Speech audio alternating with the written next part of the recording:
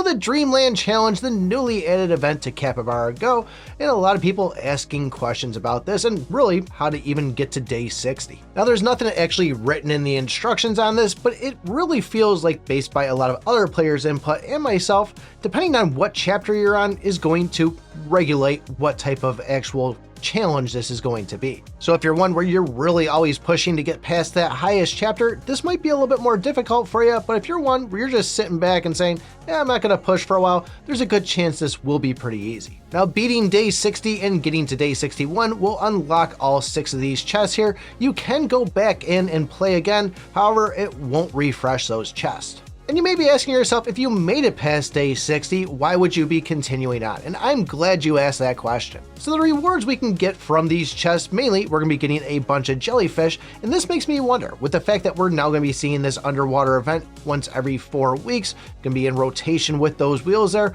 are we going to continue to see jellyfish all the way through, or is there a chance we might be seeing some currency for the wheels to get spins on those? If that's the case, that could be really nice for the free-to-play players. There will also be a good amount of gems in there, and then we can get these dream crystals where we can go over to this wheel, spin this. I still haven't hit the 1,000 gems yet, but there is some pretty nice things in there. Now hold on there, I'm just playing with you. I thought it'd be fun originally to go in and say, well, we'll just say that's a great question and not answer it all for you, but there really is no good reason to continue on past day 60 unless you wanted to go and brag off to your buddies that, hey, look how high I ranked in this dream challenge here. And people are getting pretty high in this. I mean, at least for the ones I'm going up against, floor 244, I made it up to 176. I mean, there's not really a lot of trying on this, but once you go and get your set skills, it's just a matter of how long you can survive. Once you get past day 60, there'll be no longer of selecting skills, so it's not like you can just keep on making yourself stronger. So say in a situation, you make it to day 61, you don't want to play any further,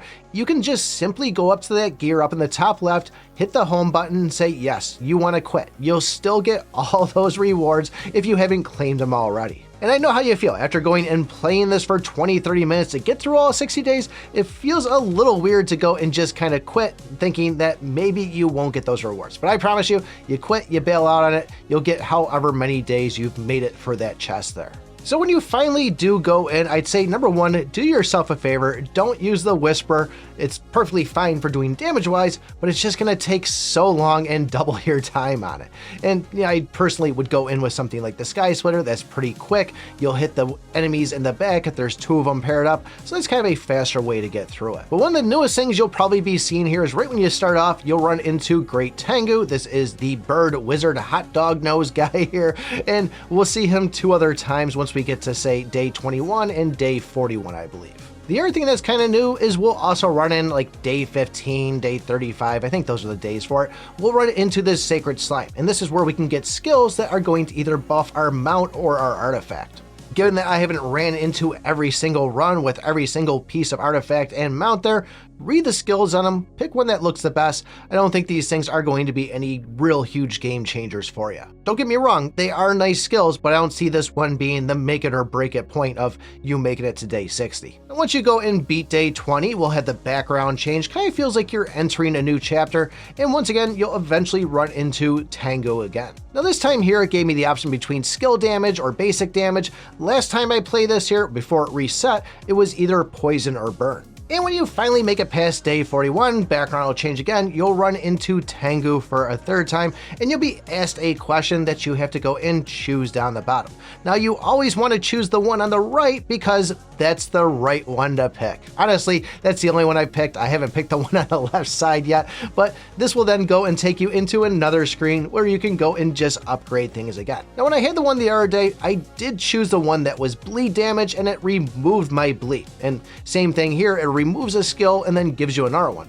When I did play the other day though, and I removed that bleed, I then clicked on a skill that was like, oh, do more damage with bleed. Well, it just took my bleed away. Now I have no way to do it. So keep a good idea on what actually got removed and what you're selecting. Every time this event pops up, we'll have buffs on the main screen there. The ones in the yellow, these are buffs for you, and the ones in gray are going to be the buffs for the enemy. So you can see here we have physical damage, lightning damage, gain a shield, and then the enemy will also be getting a shield every round. or at least gaining a shield after taking damage, which just pretty much seemed like they were gaining a shield every round. Now, as far as an easy way to beat this, what I find really worked the best was trying to get a combo mastery starting off right away. If you don't find that immediately, hopefully when it comes to you beating day 10, you fight that boss, you get those mythic skills, that you happen to see a war veteran in there. Anything that is going to scale up your attack, it's a huge way to go. If you are sitting on a mythic nomad bow, great to pop that thing on and go into battle with this. But the other thing that really sped this up for me too was going and getting Frozen Touch. And if you see the upgrade version of that, even better, building all around freeze was just a fast, quick, easy way that insta-kill this, insta-kill that, and it makes it so much quicker. I honestly would like to see something like a skip day once you go into battle just to kind of get through this thing, because even at ×4, this still feels like it's taken a long time. And even if we did have that skip, I think that would drive a lot of people to play it and go past that day 61 to see where they could really cap out. But do I like this event? Yes, I think this is nice. I like the fact that we can get jellyfish in here. I'm really hoping that we'll be able to see some of the other goods for the other wheels inside the game. But yeah, this is nice. I think it just takes a little bit too long in order to complete it. If you guys are still building up your currency inside the underwater event and want to know the best purchases you should be making, take a look at this video right here. Thanks for watching, and remember, I pick my butt.